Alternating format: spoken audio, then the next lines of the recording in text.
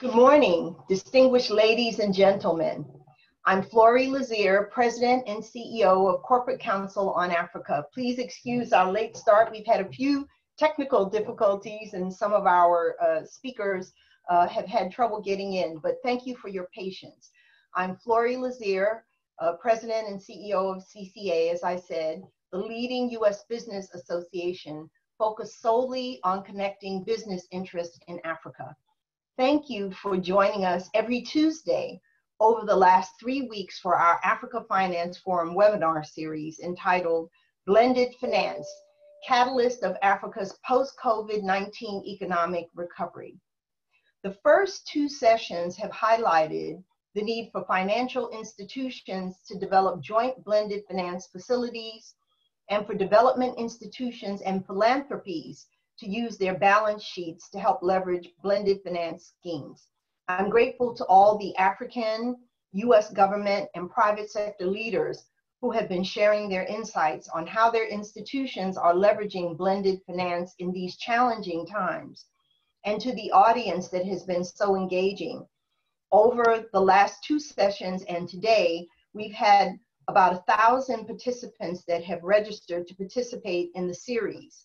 I hope that you have found the series, for those of you who have joined us before, as informative and interesting as I have, and I'm trusting that today's session, our third and last in this series, will also be very dynamic discussion of this important topic and tool. I'm deeply thankful to our sponsor, Citi, for their support, and I wanted to just say a little bit about today's session. Blended Finance 2.0, Mobilizing Commercial Capital, will emphasize how governments are revamping policies and financial institutions, structuring transactions to facilitate the participation of commercial capital in blended finance schemes. We look forward to a rich and insightful conversation among leaders who are playing a critical role in addressing these issues. I'd like to thank and acknowledge Peter Sullivan, Managing Director and Head of Public Sector Africa for Citi, who will moderate this session. Peter is a longtime friend of CCA and has a wealth of experience working with corporates and sovereign funding sources to access capital.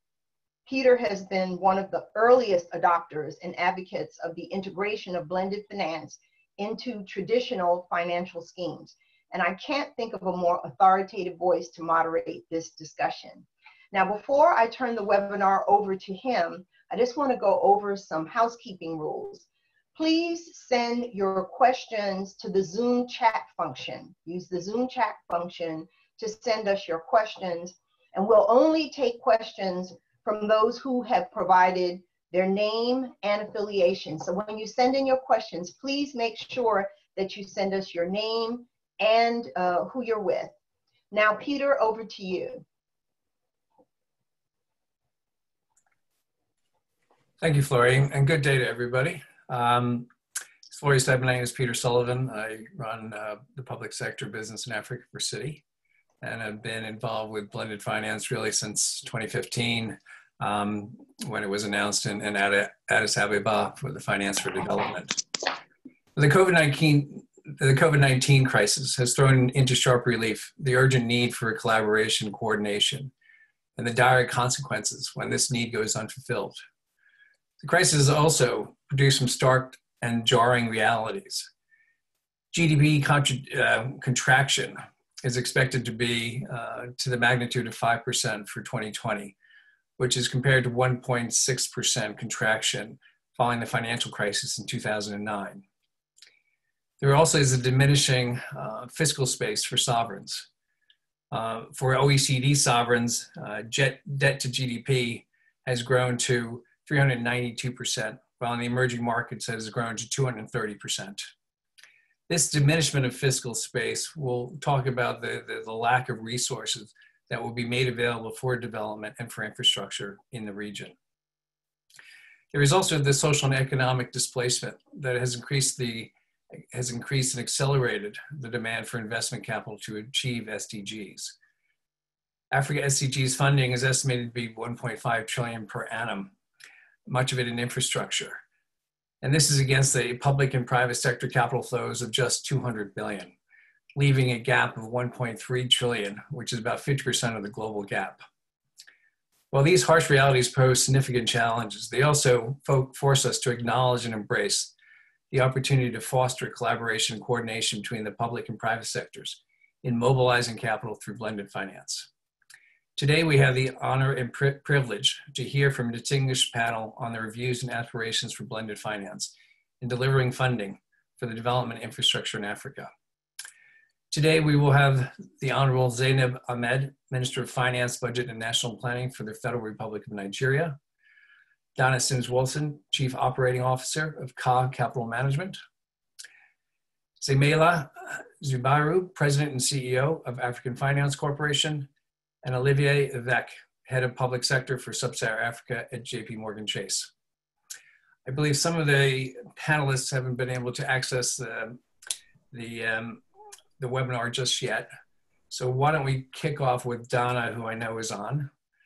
Donna, you've been taking a leadership role in the mobilizing institutional investors to develop Africa infrastructure program with USAID. Could you explain a bit the role of blended finance in that program?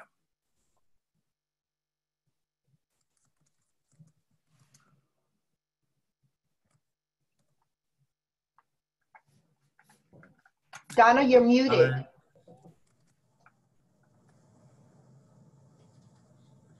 Donna, I think you're still muted. Yes, okay. I apologize for that. Excuse me. So thank you so much, Peter, and good morning or good afternoon, depending upon wherever you are in the world. I would first like to thank the unparalleled Florie Liser, Biova Cabine, and the staff of the CCA for asking me to participate with you here today. It is much appreciated.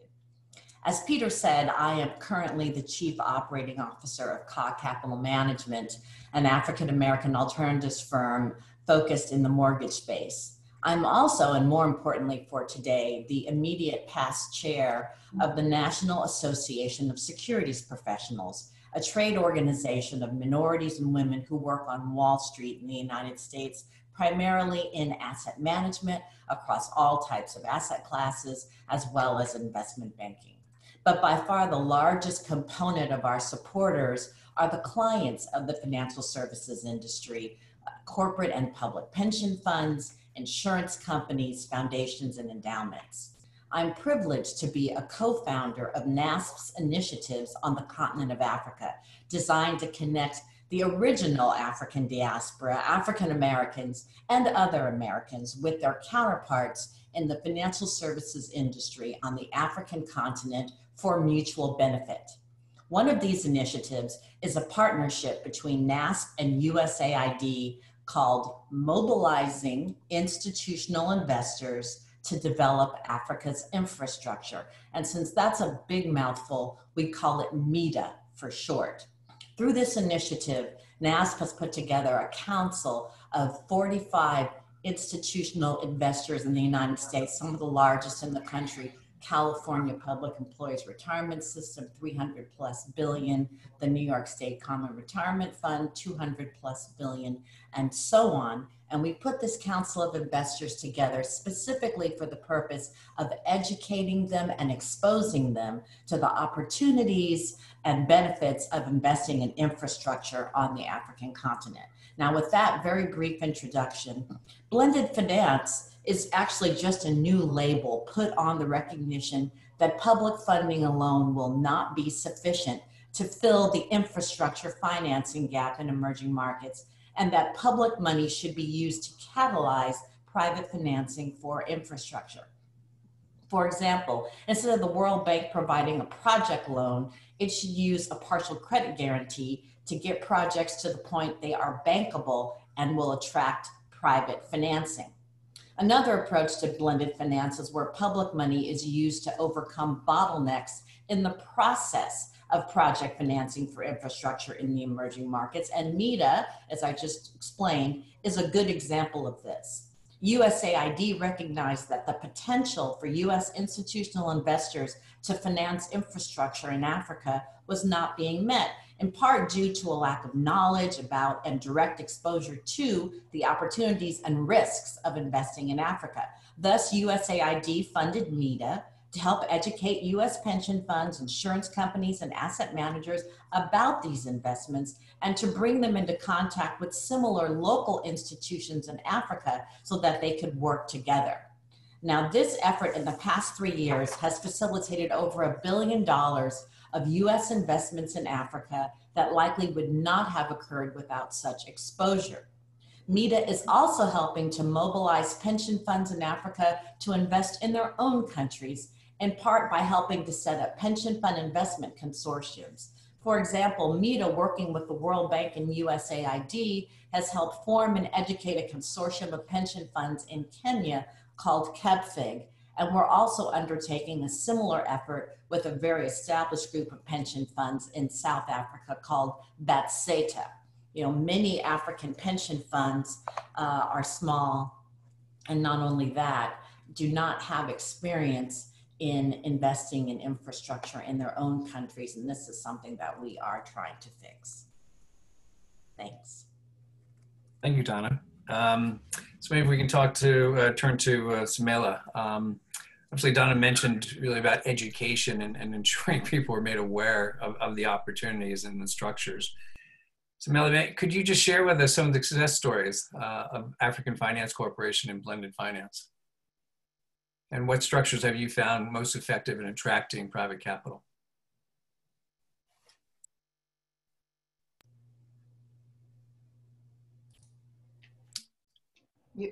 You're muted. You're on mute.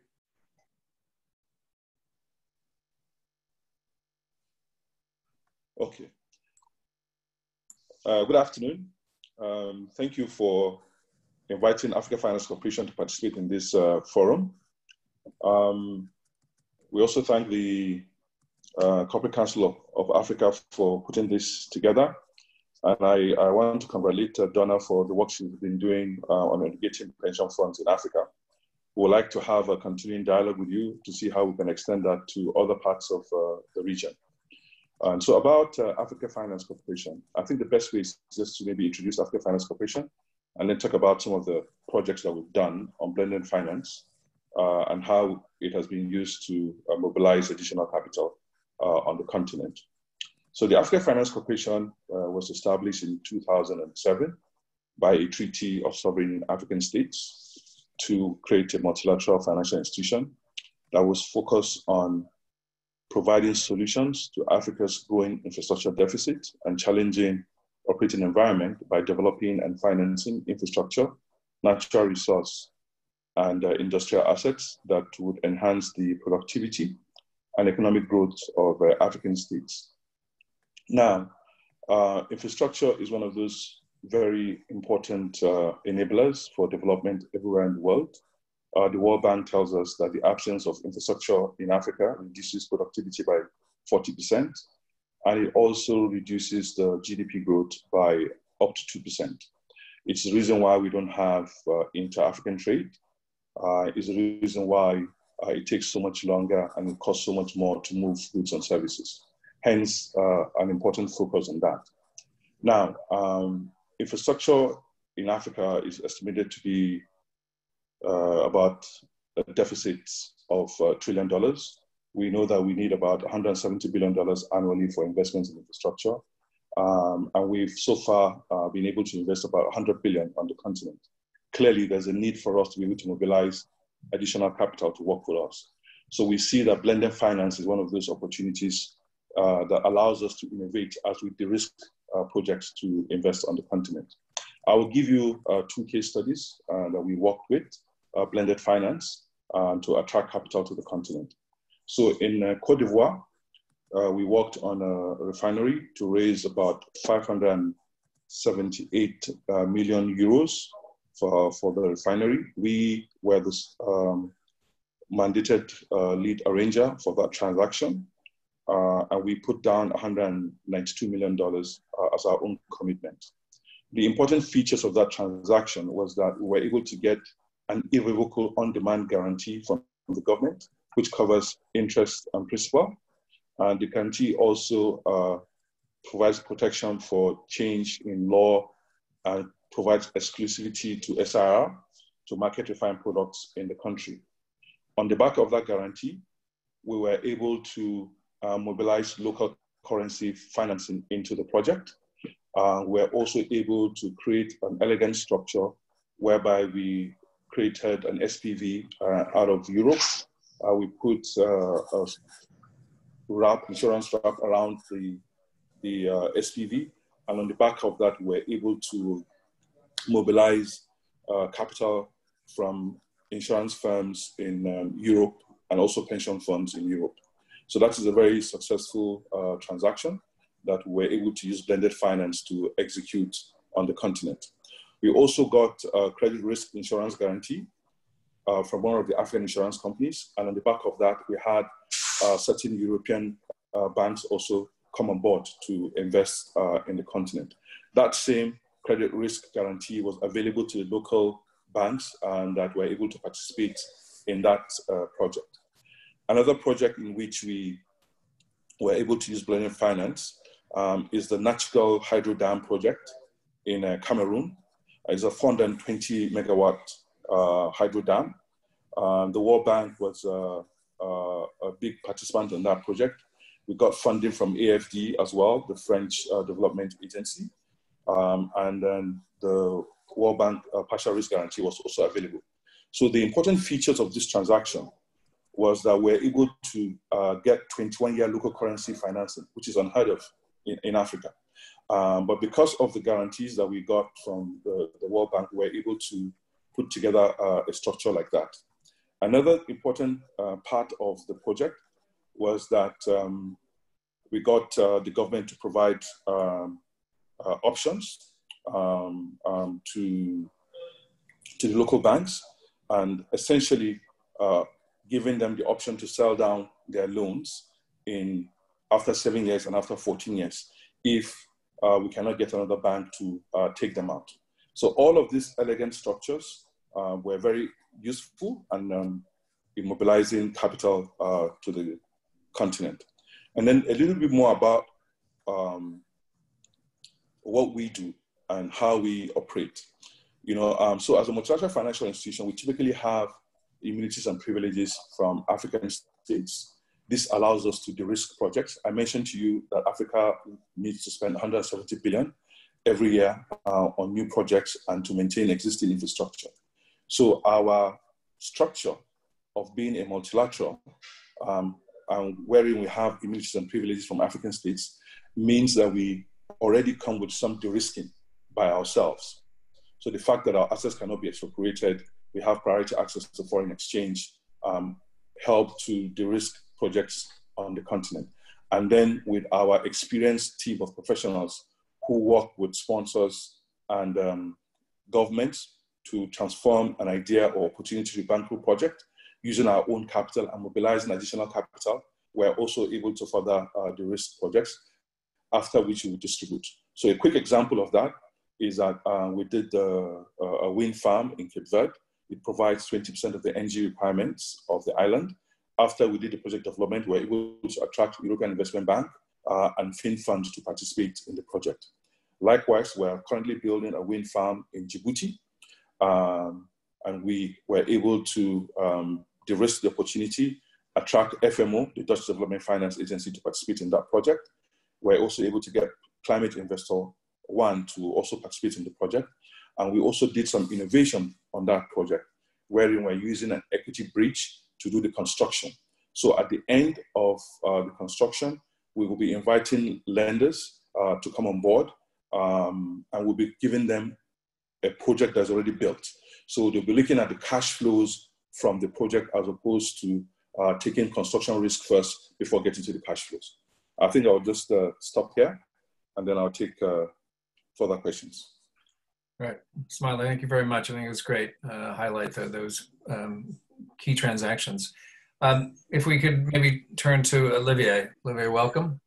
Olivier, from your perspective as an international bank, can you talk about the different structures that you've implemented for blended finance and what are the preferred options for a commercial bank in entering into such structures? Thank you, Peter, and hi everyone. Good to be part of this distinguished panel. I cover Sub-Saharan Africa for JP Morgan, and I am responsible for the interaction between JP Morgan and public sector entities on the continent, mainly government, central bank, DFIs. I'm there to provide them with strategic advice, help them to raise capital, manage their liquidity, mitigate risk in all the markets in the world. All the panelists discuss about the funding requirement of Africa and the amount which is required. I mean, the African Development Bank talk about around 100 billion for infrastructure, in trade is 90 billion. And we all know that the public sector cannot provide it alone. There is a requirement for the private sector to participate, and we all agree on that. We all know that there is a perceived high risk on the continent and no return. And for the private sector to be part of it, we need incentive.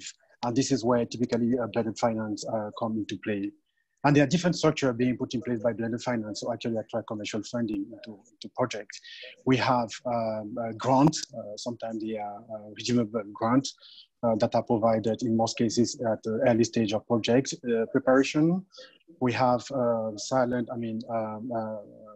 junior capital, equity, which is there to take risk at the early stage of project development. We have long-term debt, which can be at the same time concessional, which is being provided for projects, and obviously the guarantees and the risk mitigation that Sumaila mentioned before. For a bank, banks are traditional participants in blended finance transaction. We are there to arrange them, replace them to investors. But despite that willingness, we have a lot of regulatory constraints whenever we want to operate. The capital charges in low-income countries, especially those that are below investment grade, are significant. And the guarantees are one of the ways for commercial bank to partake a bit more in this type of funding. I would say that the model of the ECAs, which have been tested for the past 50 years, works very well, where they come and they provide 50% and 90%, 95% guarantee, and sometimes 100%, and you have banks flocking into project. This model is robust, it's tested, and it can work well on the continent. So we believe that for international bank, the provision of risk mitigation, especially guarantees, whether they are credit guarantee or risk guarantee, will be instrumental to catalyze more private sector financing into projects on the continent. Thank you, Olivier. Great. So maybe Donna, turning back to you. Sumaila, talked about a number of different transactions and talked about the equity bridge. From your perspective, where do you think blended finance has the biggest impact in the stage for infrastructure projects?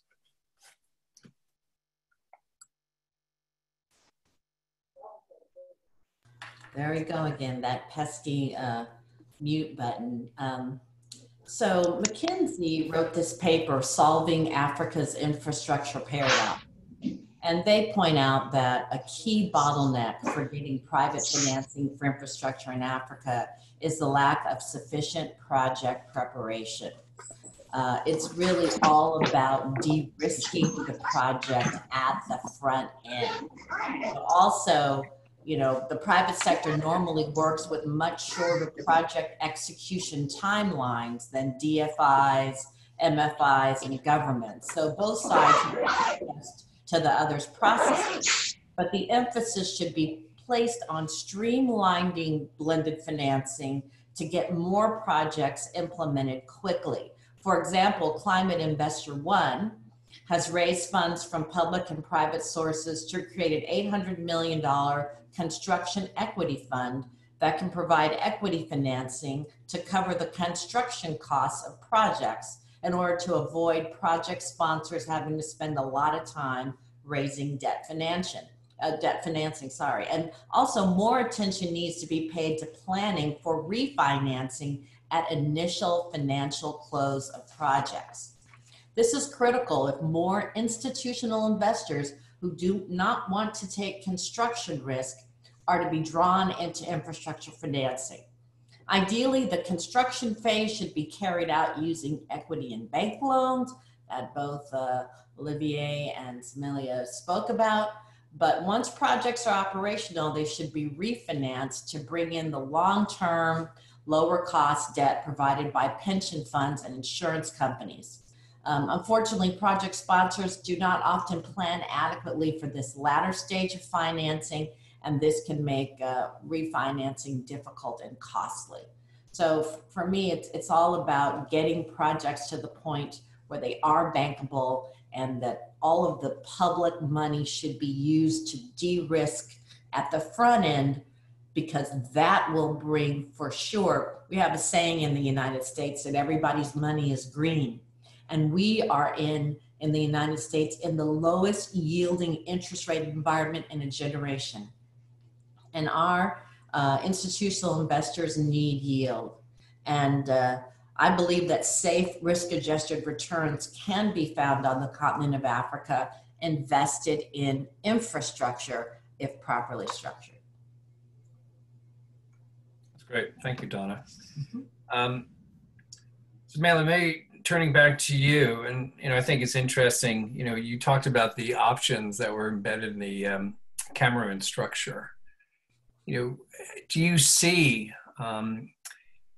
the thinking and the planning to refinance these type of projects in bringing in long-term capital post-construction, once there's been a bit of a track record developed for these projects? And do you think it's necessary to sort of embed some of these options to address refinancing risk over the life of some of these assets? Thank you for that. Actually, the whole idea of the structure we put in place in Djibouti is to take cognizance of the fact that, there are different buckets of financing that are required at different stages of the evolution of a project. At the earliest stage, where you have the most risk, where you have the construction risk, you have the completion risk, you need to really look at traditional project finance institutions and traditional developers providing that financing. And the whole idea of providing the equity bridge early on is acknowledging the fact that you need to refinance down the line.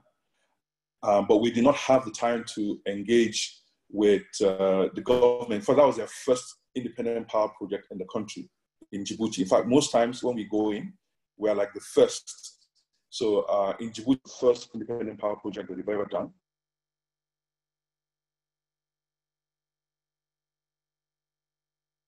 Independent power project in Ghana. So sometimes you have to understand the level of evolution and development of the markets. And there's no point in having an argument with a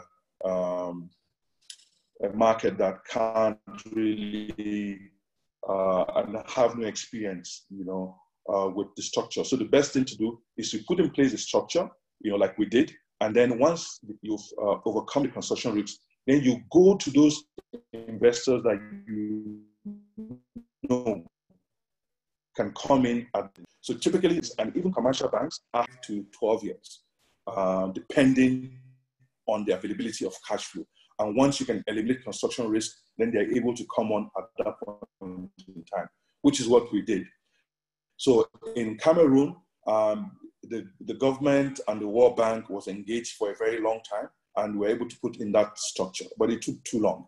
And we're trying to avoid the time we spent on that project. Likewise, in Cote d'Ivoire, it took us about 3 years to prepare the project and to get all those guarantees in place before we started. And we learned that if we continue in that pace, Africa will never be built. And the only way to build Africa is to understand the risk, de-risk it, and then distribute it to the relevant buckets of capital that can take on those risks. Thank you for that. Olivia, maybe just getting your view on that from say, a commercial bank. Do you feel that there's a natural tranche within capital structure and projects for commercial banks to play? And do you think there's a natural stage where commercial banks add the greatest value in a financing structure?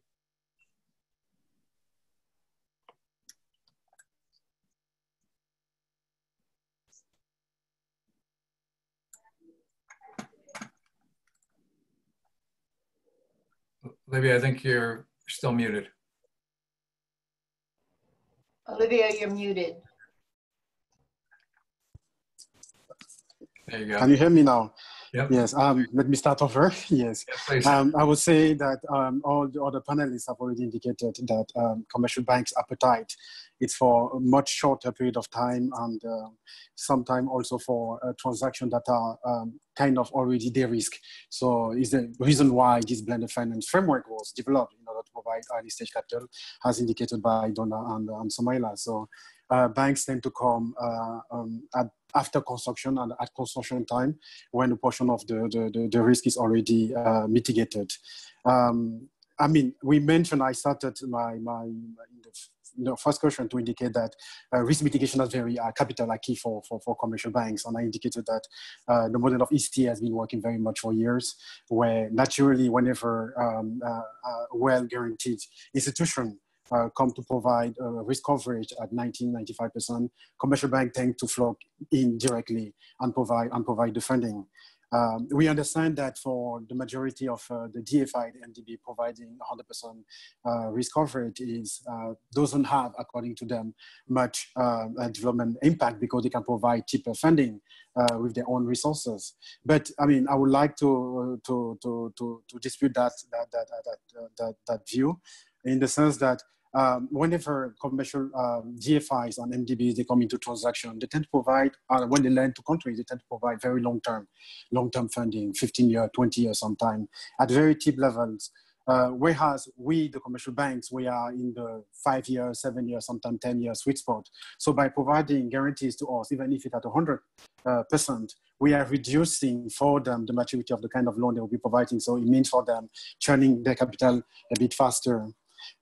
We understand also that for some of those MDBs, there is a competition between, if ever they were providing 100% coverage, there will be a competition between their funding themselves and what they can raise from capital market. But I mean, there are structures that can be developed with the participation of multiple GFIs and MDB that will kind of dilute that risk. And I believe that the African Development Bank, for instance, created a co-guarantee platform where they aim to address, I mean, to incentivize many DFI to work together and provide guarantee together.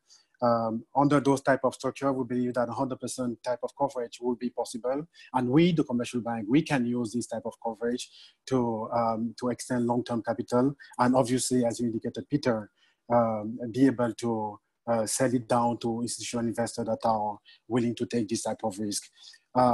We also require a bit more flexibility from the MDBs and the GFIs. Sometimes it's not easy to slice the coverage into different type of assets. So having a portion which is 100% guaranteed that can be sold to one type of investor, and the other part which unguaranteed, which is more palatable for other type of investors. So having the MDBs more eager to provide that flexibility to the structuring team will kind of catalyze more type of funding. There's another point that I wanted to raise here, which is another limitation that we have in this guarantee structure. DFIs and MDBs, they tend not to provide guarantee for debt restructuring. I mean, for them, the additionality is also limited in this type of structure. From the commercial standpoint, this is not necessarily true. I mean, you can have a well-performing project which is very expensive, which require restructuring to reduce, for instance, the cost of electricity. And we believe that if MDBs were also there to provide for the guarantees, even for well-performing transaction, it will have additional benefit for the market. So they also need to review the way their policy is being designed and which completely restrict some of the transaction. So altogether, the bank are there. They are partners into this space, and they are there to structure our raise transaction. We keep a portion in our balance sheet with our constraint, despite our constraint in terms of capital, but we tend to place it, and we can use efficiently the constitutional, the blend financing, the guarantee provided by MDB GFI to cover those transactions and place them to investors that have the required appetite. Thank you. Thanks, Olivier. I appreciate that. So Donna, maybe just turning back, and particularly, from the view from, say, long-term investors that pension funds represent, how do we kind of begin the dialogue with them at early stages, or at what stage do you tend to bring them in? Is it the asset? is up and operating, and that the pension fund's reviewing this more as a credit risk than project risk? Or do you think there may be more value in, commercial banks, DFIs like AFC, being aggregators and creating funds for pension funds to invest in, and knowing that refinancing availability is there? Do you have a view on what would probably be the more effective approach of getting pension fund money in? Sure, and in answering that, I'll also like to bring in the importance of the capital markets on the continent of Africa as well. But to more directly answer your question, pension funds in the United States are relatively new investors on the African continent. And so, of course, they're looking for, safe risk-adjusted returns and are not seeking to take undue risk. So any risk at the front of a transaction, the construction risk, the organizational project stuff, that's not where they would want to play. They would want to play in the long-term capital. I mean, think about a pension fund is there to provide retirement for its annuitants. So they have very, very long-term liabilities, and they're looking to invest for the very long term. The same with insurance companies. One of the members of our advisory council is one of the largest insurance companies in the United States. And he said that we could consider him as almost a perpetual source of capital if properly structured.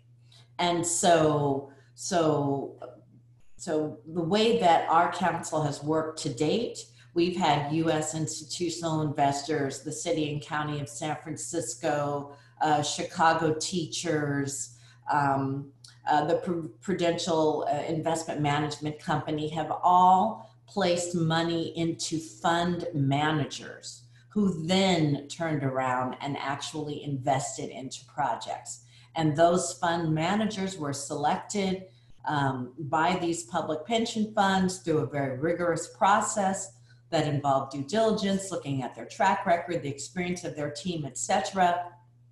And the investment manager then received a mandate of 100, 150 million, 180 million to invest in projects that in their expertise, they could achieve the desired return mandate that they hoped and that they had presented to the pension fund. So that's one way that we have actually gotten investments done. Public pension funds investing in fund managers. And some of the fund managers have been Africa, even small, like for example, it's called AFIG. It's a small firm in Senegal that received a $20 million allocation, because that's something also that's important to the public pension funds. On another point has to do with just the development of capital markets. Here in the United States, we finance infrastructure through municipal debt. For example, the Los Angeles Department of Water and Power issues hundreds of billions of dollars worth of debt annually. That debt is tied to specific power and water projects and is paid for by the utilization of the end product. So people pay for water, people pay for power, and that supplies the debt service for the bonds. There is no reason why on the continent of Africa, governments can be worked with to establish secondary or sub-sovereign capital markets for the provision of infrastructure. The only place that it happens currently is in South Africa. There was a deal that got close in Senegal and then unfortunately didn't occur. But oftentimes these bonds provide tax incentives, and it's a huge and very robust marketplace in the US, and it could certainly be adopted. And all day long, institutional investors, pension funds, insurance companies are purchasing bonds with long tenors to meet their needs. Great, thank you. Samela, from AFC's perspective, is it part of your strategy to churn your assets and to, recycle your capital into new projects, and look to distribute this to more long-term investors? Can you comment on that? Thanks for that. Certainly, I think Oliver talked about the challenge of capital, especially when you're operating in Africa, and the ratings are typically low, so it means that the capital charge is higher. So clearly, you need to always bear that in mind. And for us, because we're a catalyst, essentially, and we try to do catalytic mobilization of capital, we need to distribute. So we see our role as one of de-risking the opportunities through the investment that we make in that, and then getting others to participate with us. Always we try to get other participants in the transactions that we participate in. So for example, in Ghana, we were able to mobilize up to $1 billion into the project. In Cote d'Ivoire, I mentioned, we were able to mobilize about $570 million, in which we took a portion of it. Sometimes, even when we invest our own funds, we seek to further distribute it down, through working with insurance companies, working with mainly insurance companies for now, and also other commercial banks on the continent, and also other investors on the continent. So for us, we are constantly de-risking opportunities, constantly distributing those opportunities to get additional capital. See, when we look at the investment requirement on the continent and the challenges that we face in Africa, especially with COVID-19, the pandemic that has just been unleashed, where cases are still rising.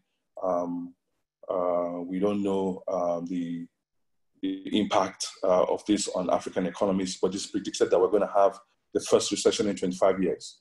It is predicted that we're going to see African countries lose up to 112 billion in output.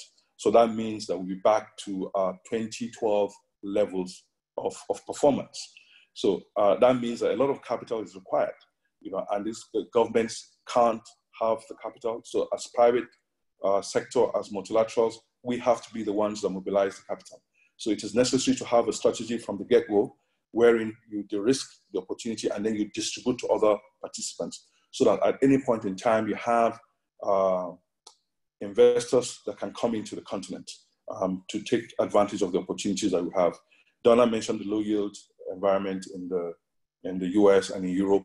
We have very appreciable, respectable yields in Africa, and we'd like to see a lot more of that yield distributed. I saw a comment on the chart around the premiums that we pay and the interest that we pay. It's still high, true, but the risk premium on the continent is high, and it really doesn't need to be that high, which is why we need to ensure that we de-risk the opportunity, so that as more investors come on board, they get familiar with the opportunity, and then they would be looking at project-specific risk as opposed to the perception risk that Africa has. So if you look at most of the studies, you see that Africa has one of the lower default rates than Latin America, than Asia. But funding into Africa is more expensive than for those jurisdictions. If you also look at political risk insurance, there has been no claim made in Africa, yet the premiums in Africa are substantially higher. And insurance on the back of that is even higher. So we need to find a way of getting a lot of investors to come on the continent, and then they will get used to the returns. They will see that the risks are not as painted. And over time, this risk premium will come down. That's a great point. And Olivia, if I could ask you to maybe comment, why do we continue to see risk being mispriced in Africa? And then, how can we leverage blended finance structures, to start achieving a better price discovery around the risk in Africa? Yes, thank you, Peter, for this question. I guess my other panelists have already discussed about that risk perception, and Somaila mentioned it. It's according to us a lack of knowledge, a lack of familiarity with the country. I mean, it's assume that you are standing in North Dakota and you hear about Africa or the challenges or the war that is going on and that are displayed every day by the media. The assumption is obviously that Africa is very risky, and that narrative needs to change. And I guess this is the reason why Ismaila was saying investors need to come and realize that, yes, maybe there are challenges, but there are also opportunities and opportunities to generate significant return. The model of the DFIs that Somaila mentioned is it's where we believe the DFI community should be going to. Commercial banks have been for ages being there to structure, arrange, and distribute risk. This is what we do days in and days out, and this is our model. But we believe that blended finance and the capital that DFI have, it's very important, it's very expensive, and need to go toward the same type of strategy to be able to structure transaction, put them together, invest in them, and when comes the after construction phase, they reach them to the market as Somaila indicated. The African Development Bank, for instance, I guess 2 years ago, they structured the first synthetic securitization transaction where they put together $1 billion of their private sector loan portfolio, which was consuming a lot of capital.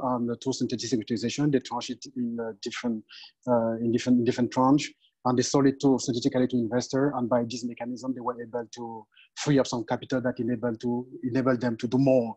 And by this means, they were able to churn a bit more capital. So blended finance is typically exactly that. DFIs with the capital that they have, they should design, structure, make project. When it's being required, like in the synthetic securitization of the African Development Bank, they can even get blended finance from others, like the EFDB requested the European Commission to provide additional second layer of guarantee to make the transaction work. So they had a truly blended finance transaction that work and provide them with capital relief required.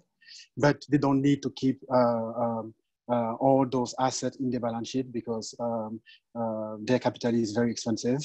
And it's very important, so they need to churn it out. And we, the commercial bank, are there to help them put together the structure to be able to sell this risk to the market. Okay, before turning it over to participants' questions, I just wanted to express the regrets and apologies for the Honorable Minister Ahmed. She was called to a last-minute meeting with the Vice President, so was unable to make the panel. For the panel, just a quick question for me before we do go to the audience's question. You know, obviously the COVID crisis has thrown into relief the need for collaboration. And so, you know, we've been talking about blended finance for you know, just about 5 years. And while there's been successes, we haven't been able to really scale you know, blended finance to deliver the quantum of financing that's really needed in the region. If I could ask each one of you, you know, what single thing, if we could remove that impediment, if we could change some behaviors, would you say would be the way to truly scale blended finance going forward in a post-crisis environment? Donna?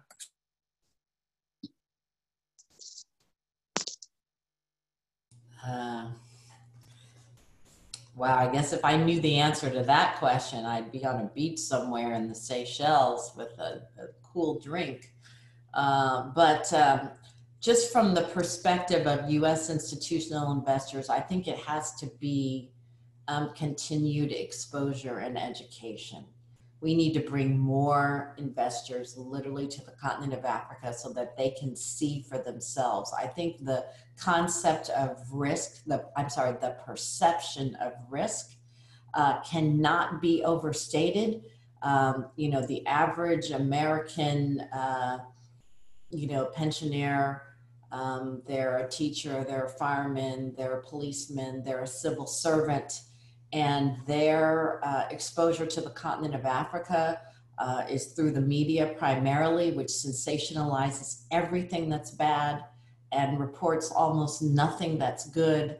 And for an example, one of our public pension fund trustees who came on a trip, it's all in the public domain, so they had to get approval to do this, and it was in the minutes of their of the meeting of this pension fund. And this particular trustee literally started getting hate mail from annuitants saying, "Don't take our money to Africa.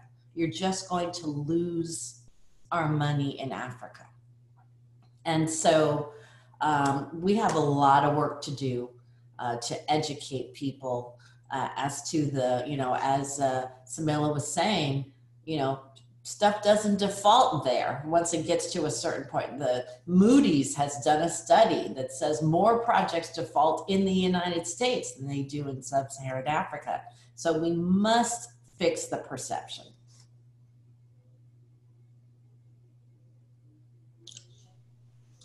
Thanks, Don. Samela? Yes, I would say thanks for that question. Very important question. And I think that when we have a dialogue like this, it's always good to leave with something. So for me, a couple of points. The first one is just to follow up on what Donna mentioned, the education that is required. And that's very critical. For me, the more important point is to change how we engage with Africa. So for example, US, Europe, Asia, they all have some form of development assistance programs that they send to the continent. We encourage them to do 50% of that in insurance for their own investors. So if they can use that money to reduce the premium for political risk insurance for OPIC or for European export credit agencies export credit agencies, reduce the premium that they would ordinarily pay, and then allow us to have structured products in which they would come into the continent to invest, alongside partners like AFC, partners like African Development Bank, and other reputable institutions. We would be able to mobilize a lot more capital. I'll give you an example. I hear that the European Union has a large budget for development assistance to the continent. But what Africa really needs is investment, not development assistance.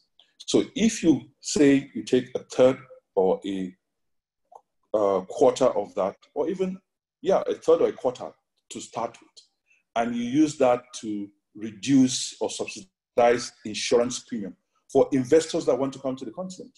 So you have insurance companies, you have pension funds, and you have other investors that typically want to come into the continent, and they want some form of political risk insurance. If you can reduce the premium that they have to pay for that political risk insurance to come onto the continent, you'll be mobilizing a lot more capital that way.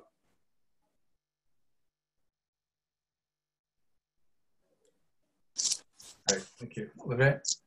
Yes, I will concur with what Samela said, and Donna as well.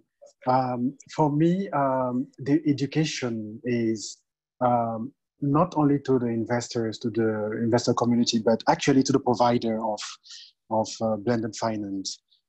We have billions and billions of ODA being poured into Africa for years from the World Bank, African Development Bank, and other donor countries. We understand that the debt sustainability and the framework, the IMF framework, which require country with high risk of debt distress to only get grants. We understand the logic, but a grant which is only provided for consumption is, according to us, it's a loss of money, because this grant can be leveraged 3, 4, 10 times. So as Samela was saying, instead of pouring these billions of grants on concessional funding to either countries to do the project themselves and funding 100%, which is very expensive, It's much better for all these DFIs, all this development community, to put it in the format of a blended finance mechanism where they will be guaranteeing transaction, and we, the commercial participant, will be able to leverage this grant 2, 3, 4, 5 times to provide these loans to the continent. When I look at the volume of approval, like the EFDB approved, I guess, a $10 billion COVID response. This is 10 billion of immediate cheap financing to countries. It's good, it's fine. But out of this $10 billion cheap financing, if you convert it into guarantees, I can see 20 or $30 billion financing being extended. So is it better for the country to get cheap 10 billion and nothing more? Or out of the 10 billion allocation, leverage it many times in order to generate more? The financing will be maybe a bit more expensive because it will be commercial financing. But most of these countries on the side, they get like the issue in capital market, they get syndicated loans, which is much more expensive than the blended finance structure that can be put in place together. And the last point that I wanted to mention is in many, many projects, especially on the continent, it's a DFI club.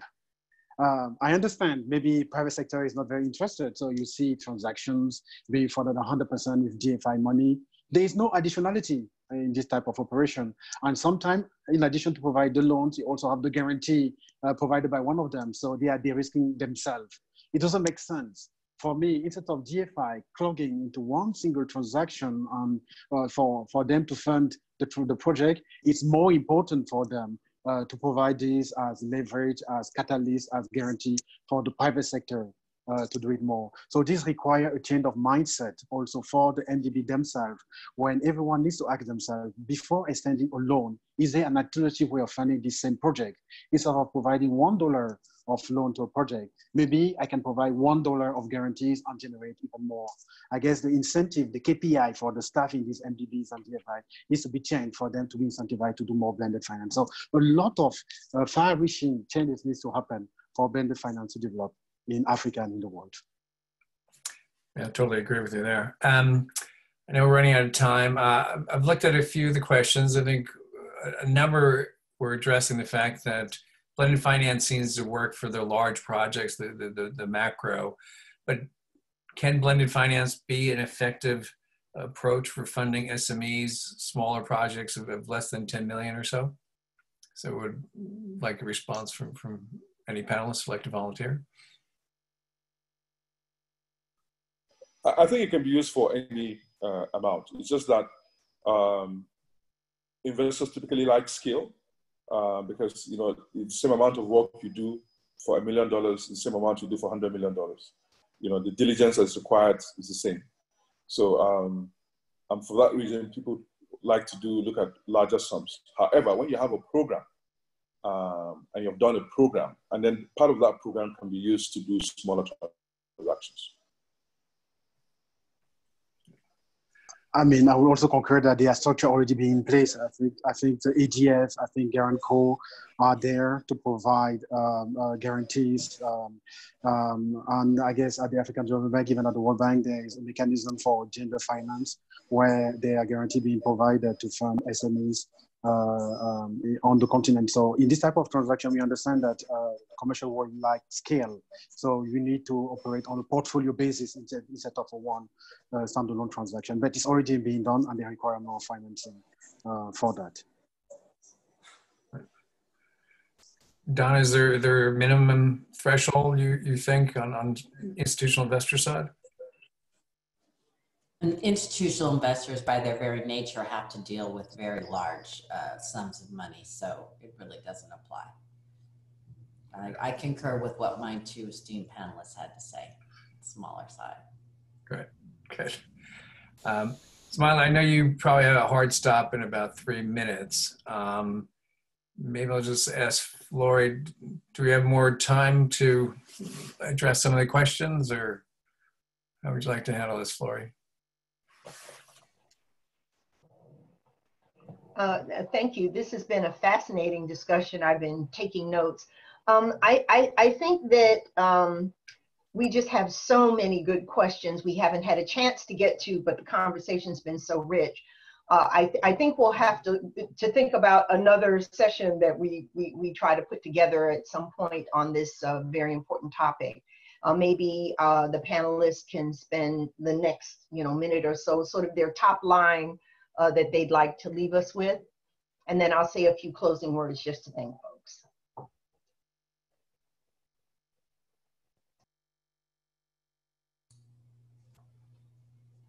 I'll start by just saying that I think there's a great opportunity for the U.S. and many of our credit enhancement, capital market kind of processes to work together with African governments and the private sector to truly credit enhance and de-risk projects so that more infrastructure can flow on the continent of Africa. Simply that. Thank you. I would say that Africa has a once in a generation opportunity to make some changes in the way that we trade. We typically don't do a lot of value addition. So we're at the bottom of the value chain and we don't really have any bargaining power over our resources. Africa is home to vast resources, over 30% of the world's minerals, between, I think, 8% of the world's natural gas, 12% of the world's crude oil, over 90% of the world's platinum, chromium, 60% of the world's copper, cobalt, and we don't do any processing. And that is not the way to create the jobs that our people need. We have 1.2 billion people, over 60% of them are under 25 years old, and they don't have jobs. We have to create jobs for them. The way to create jobs for them is to take advantage of the changes in the global supply chain, the disruptions that have been brought about by COVID-19, to try and see how we can have more production centers on the continent. Production centers that would add value and to the Africa's resources and create jobs for Africa, and also change the way we trade. Right now, what we do is we export raw materials and we pay for the freight of those raw materials to go to Europe and to China for processing. And then we pay for that same, the process goes to come back to Africa. So as poor as we are in Africa, we're actually financing world trade, and that needs to change. And it will only change if we start to do value addition on our resources. Yes. On my side, I believe that blended finance, it's a new way of structuring deals for sustainable development. There were instances in the past where you had new structure being implemented, but Africa didn't benefit the most. I remember the climate financing where Asia got, the significant share of grants available back then. Blended financing started around 5 years ago. I guess it's important for Africa, for the government there, to put in place structure to fully benefit from this new innovative structure. Blended financing doesn't make a bad project good. No, it's there to structure a transaction which is either already bankable on your bankability to be financed. So we need to have more of those projects. So as the governments in Africa are discussing how to benefit from this blended finance, and I guess Donna mentioned it, it's important to put in place the structure to generate those projects.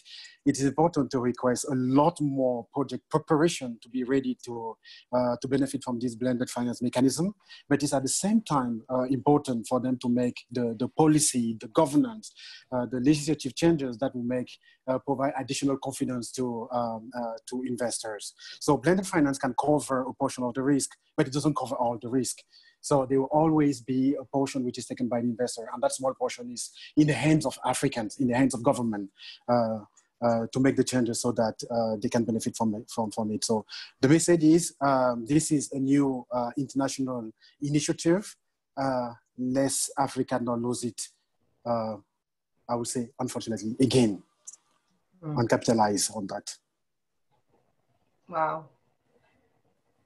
Well, just in closing, I want to thank our distinguished panelists and Peter for doing such a great job of moderating this most interesting and excellent discussion with them.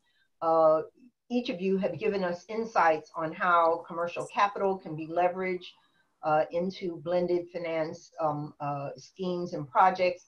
and still generate healthy rates of return on investment. I personally think the issue of perceptions of risk in Africa is something that CCA has focused on and wants to focus on anew, particularly with everything that's going on in the world right now. This is a perfect time for us to look at that issue of why risk is perceived as so high in Africa when indeed it's not. So please know that you have a partner in CCA. We look forward to following up with you on specific ways that CCA can collaborate with your respective institutions in implementing some of the solutions that you presented. Thanks again for taking the time to speak with us today. And before I let everyone go, just keep your eyes open for upcoming webinars that CCA will be doing to build on this one and some of the others that we've done. Thank you all to everyone for your participation. Stay healthy and safe and enjoy the rest of the week. Thank you. Thank you. Here. Thank you. Thank you.